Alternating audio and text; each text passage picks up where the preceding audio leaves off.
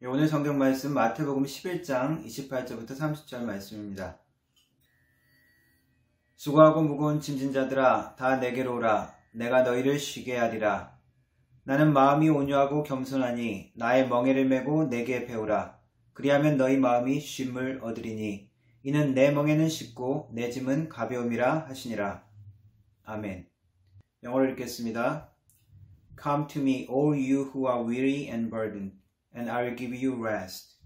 Take my yoke upon you and learn from me, for I am gentle and humble in heart, and you will find rest for your souls. For my yoke is easy and my burden is light. 아멘. 마태복음 말씀 하늘의 왕국 하나님의 나라라는 주제로 말씀 전하고 있습니다. 마태복음 두 번째 큰 단락은 10장부터 12장까지입니다. 10장의 내용은 예수님께서 제자들을 세상에 보내면서 가르쳐주신 제자도에 관한 말씀이라고 할 수 있습니다. 예수님은 제자들을 보내시면서 병 고치는 능력과 귀신을 제어하는 권능을 주십니다. 바로 하나님의 나라의 능력을 선포하고 그것을 보여주는 그러한 사역이었습니다. 그러나 세상은 저항을 할 것이고 세상으로부터 미움을 받게 될 것이다 라고 경고하십니다.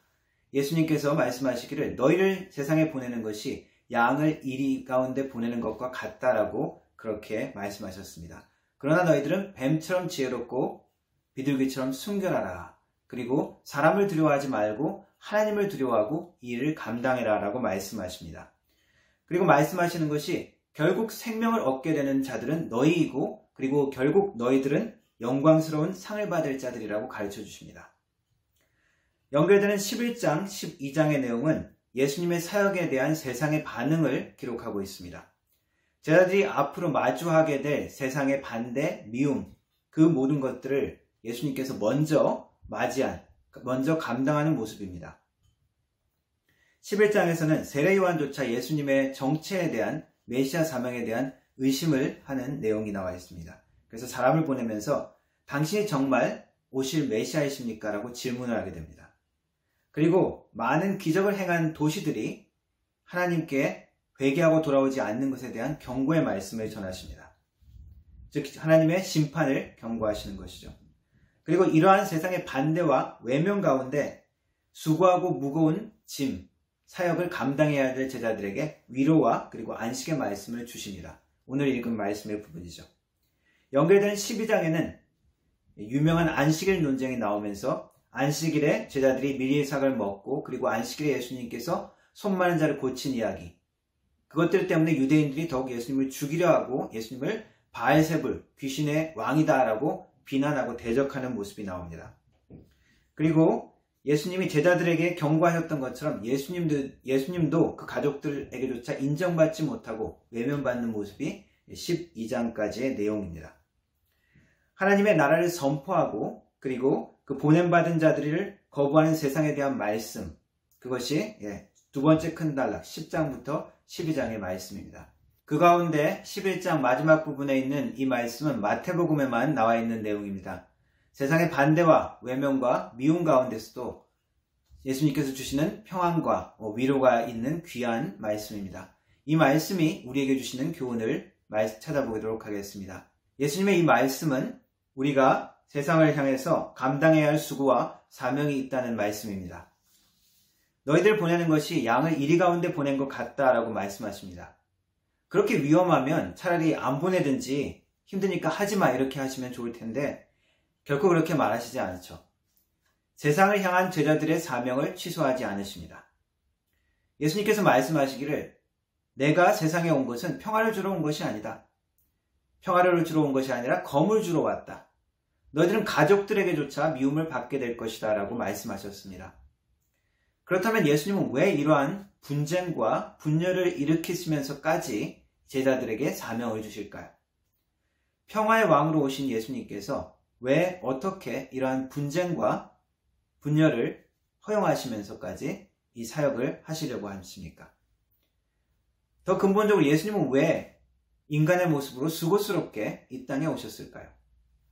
바로 하나님의 나라를 우리에게 주시기 위하여 오신 것입니다. 세상은 항상 죄악과 악함 때문에 하나님의 나라가 이 땅에 이루어지는 것을 거부합니다. 그냥 가만히 있으면 이루어지는 것이 하나님의 나라가 아닙니다. 저항과 반대가 있기 때문에 하나님의 나라도 우리가 선포하고 하나님의 능력을 힘입어서 이 땅을 믿음으로 점령해 나가야 합니다. 믿음으로 사랑으로 싸워야 합니다. 저희 아들 사무엘이 사랑니를 4개나 뺐습니다.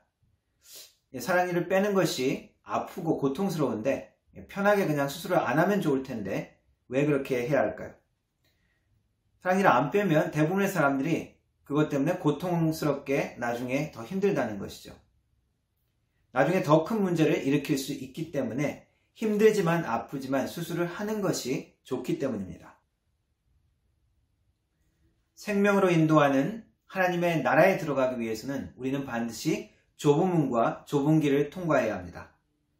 그리고 우리의 의가 서기관과 바리새인의 의보다 뛰어넘는 형식적이고 외부적인 것이 아니라 우리의 진정한 속이 변화되는, 우리의 마음이 변화되는 그러한 의를 소유하기를 원하십니다.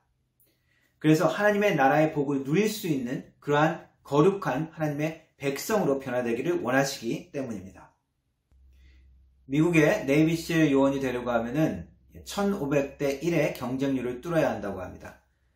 그 이후에도 62주나 되는 4단계의 훈련을 다 통과하는 사람만이 네이비실 요원으로 그 휘장을 받고 정식으로 요원이 된다고 합니다.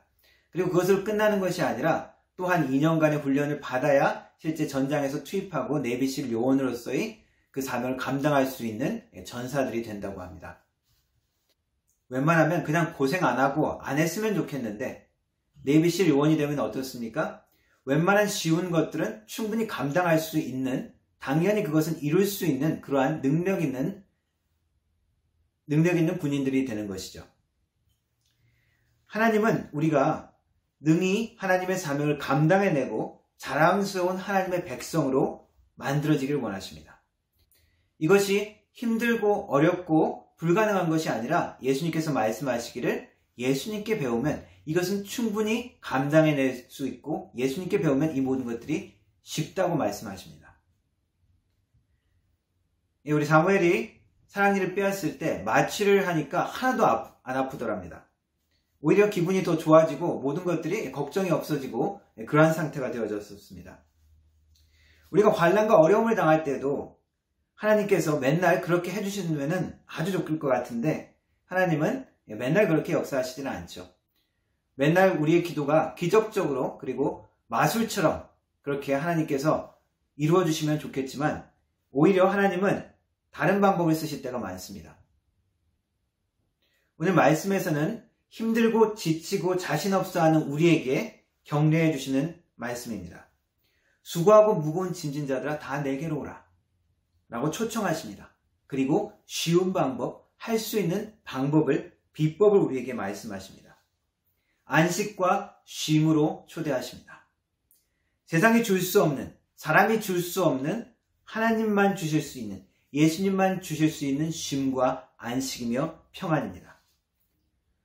사람들이 줄 수 있는 쉼과 안식은 일시적이고 사람들이 보장하는 안전은 완전하지가 않습니다. 불안하죠.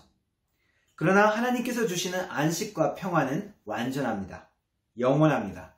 우리의 육신뿐만 아니라 우리의 영혼까지 감사할 수 있는 그러한 평안입니다. 오늘 말씀에서 예수님께서 나의 멍에를 메고 나에게 배우라고 말씀하십니다. 이 모습은 소가 짐승이 밭을 갈 때 쓰는 그러한 멍에를 말씀하시는 것이죠. 우리나라와는 달리 이 근동지방에서는 2마리의 소가 함께 멍에를 메고 밭을 갑니다. 새로운 소는 훈련시킬 때 말을 잘 듣는 경험 있는 소와 함께 2마리를 붙여서 그렇게 멍에를 메고 밭을 갈게 합니다. 주인의 말을 잘 알아듣고 잘 순종하는 소는 그것을 잘 감당할 수 있겠죠. 그러나 경험 없는 어린 소는 제멋대로 하려고 하고 그렇게 하면은 더욱더 어려워지고 일은 더욱더 할 수 없게 되어집니다. 그래서 훈련 과정에서는 이 경험 있는 소가 이 경험 없는 소의 그 연약함까지 다 감당해야 되죠. 예수님께서 말씀하시는 것이 무엇입니까? 내게 와서 내게 배우라. 우리 예수님께서 함께 그 명예를 지고 가시겠다는 것입니다. 그리고 주님께서 우리가 함께 할 때 그것은 쉽고 그리고 능히 감당할 수 있다고 말씀하십니다. 주님께서 먼저 인내하시고 하나님을 신뢰하면서 겸손히 순종하면서 묵묵히 걸어가시는 그 모습을 우리에게 보여주시기 때문입니다. 그리고 옆에서 주님의 그 모습과 그 마음을 우리가 배우면 배울수록, 주님의 온유함과 겸손함을 우리가 배우면 배울수록 그것은 우리의 온유함과 겸손함이 될 것이고, 우리는 주님께서 주시는 진정한 자유와 안식과 그리고 힘을 얻게 될 것입니다. 물총새라는 특이한 새가 있습니다. 이 새는 하루에 한 번 점심시간 때쯤에 물속에 다이빙을 해서 내려 꽂으면서 물고기를 잡는 그런 새인데, 그 속도가 초속 11m, 시속 40km 정도 된다고 합니다. 엄청난 속도로 매다 꽂아서 단 한 번의 실수도 없이 한 번만에 그 물고기를 잡는다고 합니다. 그런데 이 사진을 찍은 사람이 있습니다. 하루에 한 번씩 그리고 엄청난 속도로 내려가는데 그 장면을 딱 포착한 사진입니다. 이 사진을 찍은 사람은 앨런 맥퍼던이라는 사람인데, 이 사진 한 장을 찍기 위해서 6년 동안 4,200시간, 계산해보니까 72만 번 정도의 셔터를 눌렀다고 합니다. 이 사람에게 인터뷰를 하니까 이 사람이 하는 말이, 달을 보고 멋지다고 말하는 사람이 있다면 그 달에 가고 싶어하는 사람이 있다. 나는 부자의 사람이다 라고 이야기합니다. 어떤 이야기를 하는 것이냐 하면은, 인내와 노력, 그 사람이 이룬 그 인내와 노력, 이것이 얘기하는 것은 많은 사람들은 결과만 즐기고 과정을 참여하기를 싫어합니다. 이 사람이 그것을 위해서 얼마나 많은 인내와 노력을 했는지를 가르쳐주는 이야기죠. 하나님은 우리가 몇만 불 되는 로또 복권에 당첨되기를 원하시기보다 우리가 몇만 불을 벌 수 있는 능력과 자격을 갖추기를 원하십니다. 우리가 예수님을 우리의 삶의 주인으로 인정하고 그분과 함께 동행하며 그분께 배우기를 다짐한다면 우리는 주님의 성품에 참여하게 될 것입니다. 우리가 예배를 통하여, 일상의 경건의 훈련을 통하여, 그리고 공동체를 섬김을 통하여 우리의 예수님의 모습과 마음을 배우게 되어질 때 우리는 하나님의 나라를 누릴 수 있는, 하나님의 나라의 축복을 전할 수 있는 자가 될 수 있습니다. 결국 하나님의 왕국을 소유하고 영광스러운 그리고 자랑스러운 주님의 백성, 그리고 예수님의 제자가 되기를 원하십니다. 주님께서 함께 하심으로 우리에게 주어진 사명과 우리에게 주어진 현실을 능히 감당해내는 믿음의 사람 되기를 주님의 이름으로 축원합니다. 기도하겠습니다. 하나님 감사합니다. 우리를 주님의 제자로 부르시고 하나님의 나라를 선포하는, 하나님의 나라를 전하는 귀한 사명을 맡겨주시니 감사합니다. 주님과 동행함으로, 주님과 함께함으로 주님의 능력을 누리며 전파하는 믿음의 사람들이 될 수 있도록 도와주시고 하나님의 나라 백성 될 수 있도록 도와주옵소서. 예수님의 이름으로 기도합니다. 아멘.